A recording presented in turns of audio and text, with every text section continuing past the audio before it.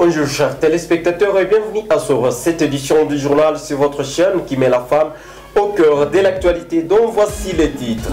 3 Chinois condamnés à 7 ans de servitude pénale et d'une amende de 600 000 $ américains dans une infraction d'achat illicite des substances minérales, de détention des substances minérales, des défauts dans la transparence et traçabilité dans l'exercice des activités minières. Les 16 et les 17 janvier de chaque année, la République démocratique du Congo se souvient de ses héros, Emery Patrice Lumumba, Laurent Désiré Kabila. Cette date ont été célébrées à Bukavu sous différentes formes. Les détails dans cette édition du journal.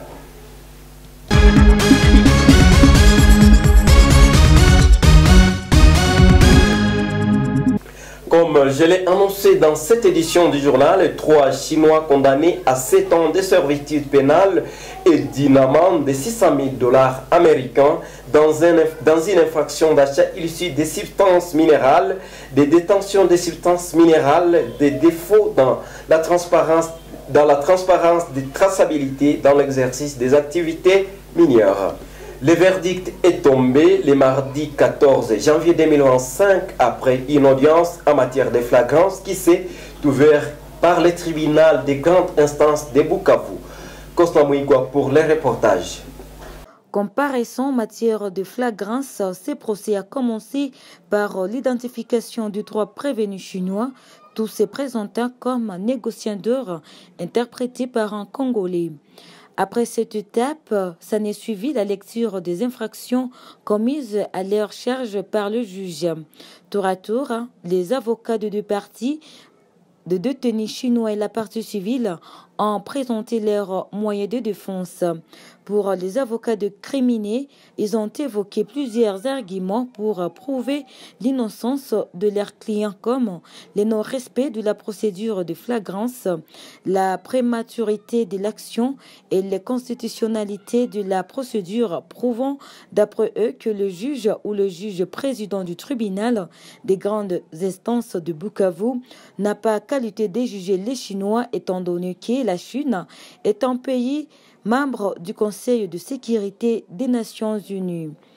Les avocats de la partie civile, quant à eux, ont démenti le moyen de défense de leur cas adverse avec preuve à l'appui. Ils exigent qu'il y ait également réparation dans les entités victimes de cette exploitation illégale. Les juges présidents de l'audience siégeant en matière de flagrance ayant collectionné tous les moyens de défense de deux parties à juger, séance tenante, l'audience et les prévenus resteront toujours en détention jusqu'au jeudi 14 janvier 2025. Réagissant à cet effet, Christian Wandouma montre que ça ouf des soulagements pour de la province Sud-Kivu en général qui attendait le déroulement de ce procès de flagrance contre le sujet chinois qui exploite le minerai dans le territoire de Mwenga, de Fizi, de Ouagadougou, Ouvira et pourquoi pas Calais. Et pour la population victime de cette exploitation illicite ou de pillage de ressources, destruction de l'environnement, aujourd'hui, comme le tribunal de grande instance a changé en matière de flagrance et renvoyé pour demain pour la poursuite du dossier, c'est un offre de soulagement pour la population qui attend la restitution de tous ces minéraux pillés. Et pourquoi pas la réparation de l'environnement qui a été détruit, surtout dans les territoires de Mwenga, de Walungu et pourquoi pas de Fizi ou de Chabunda. Cette exploitation illégale. Les juges présidents de l'audience siégeant en matière de flagrance ayant collectionné tous les moyens de défense de deux parties à juger. En conséquence, condamne chacun des prévenus susnommés à l'unique peine de 7 ans de servitude pénale principale et au paiement d'une amende dont le montant en francs congolais est l'équivalent de 600 000 $ américains. Ordonne la confiscation au profit de l'État congolais de 10 lingots d'or pesant 15,712 kg ainsi que de la somme de 400 000 $ saisis sur base du procès verbal de saisie d'objets du 4 janvier 2025. Le tribunal a dit le droit. Ne jamais trahir le Congo est message de M. Laurent Désiré Kabila qui résonne encore dans le cœur de ses compatriotes. Commémorer ce jeudi 16 janvier 2025 la mort de l'ancien président de la République démocratique du Congo, M. Laurent Désiré Kabila. Les Congolais se rappellent de ce héros national qui a libéré le peuple de la dictature d'environ une trentaine d'années du maréchal Mobutu. Le professeur Boniface Kaningini a appelé les Congolais à préserver les acquis de la démocratie en prêchant l'amour de la patrie. La journée a surtout un sens d'enseignement, enseignement de l'amour de la patrie. Et Laurent Désiré Kabila avait dit « Ne jamais trahir le Congo ». C'était un message prophétique à l'époque parce que c'est une réalité qui interpelle toute la jeunesse, toutes les couches sociales pour que nous puissions faire de notre mieux pour préserver les acquis de l'indépendance, mais aussi pour préserver les acquis de la démocratie dont Laurent Désiré Kabila a laissé un successeur, son propre fils, Joseph Kabila Kabange, qui aujourd'hui constitue un modèle d'alternance en République démocratique du Congo. Je pense que tout le peuple du monde, lorsqu'il se trouve opprimé, il utilise tous les moyens possibles pour accéder à la liberté nationale. Et Laurent Désiré a été le modèle. Il est parti de Bukavu avec des jeunes gens pour atteindre Kinshasa à pied et enfin libérer le Congo. Pour la jeunesse, il a laissé une philosophie qui se traduit par la phrase « Ne jamais trahir le Congo ».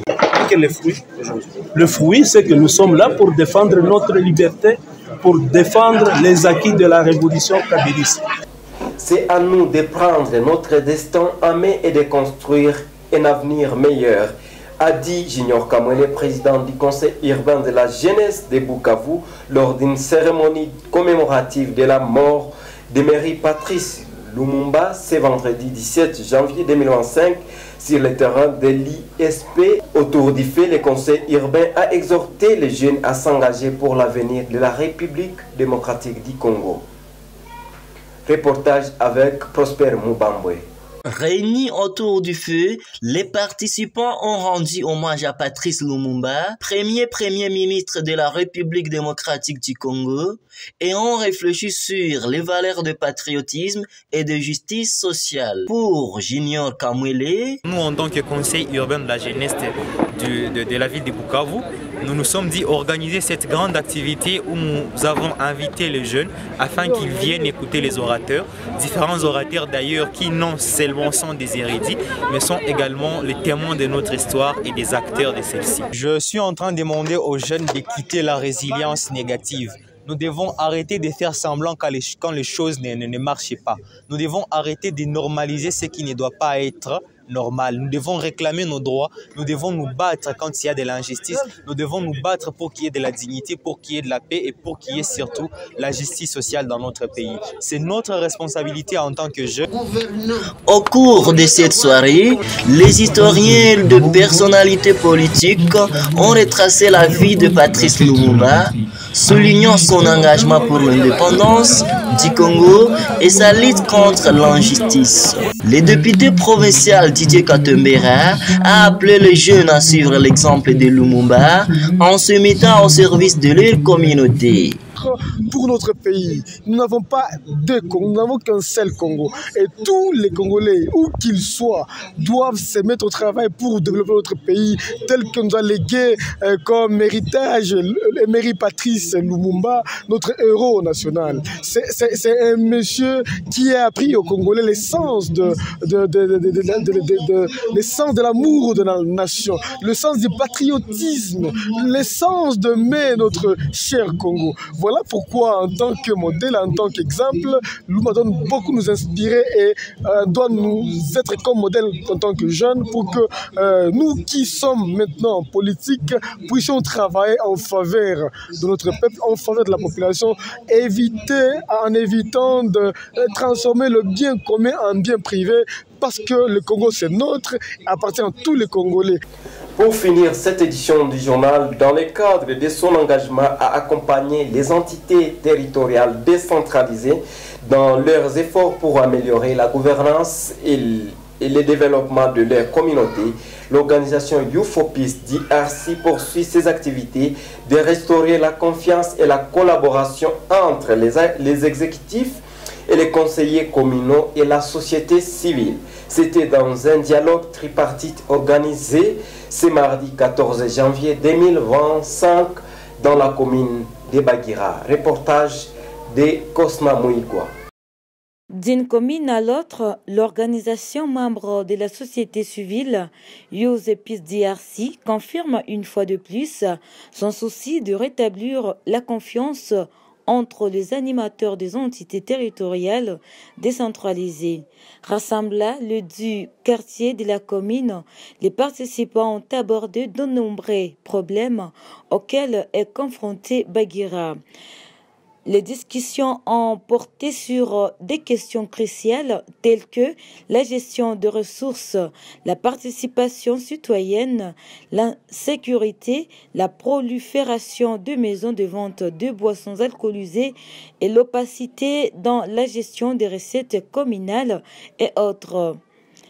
Les participants n'ont pas hésité à proposer des pistes de solutions concrètes pour résoudre les problèmes identifiés lors des précédentes tribunes. La population doit comprendre que le rendez-vous du développement est possible seulement si nous parlons le même langage, si nous regardons dans la même direction, si nous donnons la même considération à nos problèmes, la même reconnaissance à nos atouts. Mais j'insiste sur le fait que j'ai toujours insisté, des polémiques ne favorisent pas la relance d'une entité. Voilà. Par Christian Chito, rapporteur des conseillers communaux, a souligné l'importance de cette démarche. On estime que quand même il faudrait aussi créer quelque chose qui ressemble à un cadre de dialogue interinstitutionnel. Ça signifie quoi? Que les deux organes, tant exécutif que l'organe délibérant, et quand même le temps là de toujours en train de se mettre ensemble pour faire le suivi de différents problèmes. Il y a autant de problèmes de résolution, mais il n'y a pas le suivi. Alors si jamais on trouve ces temps-là, puisqu'il ne faudra pas toujours appeler le bourgmestre au niveau de la plénière, vous savez, les autorités ont toujours du mal quand on leur parle de la plénière, puisqu'il y a autant de choses qui peuvent arriver. C'est tout pour cette édition du journal. Mesdames, mesdemoiselles et messieurs, merci de l'avoir suivi. À la prochaine.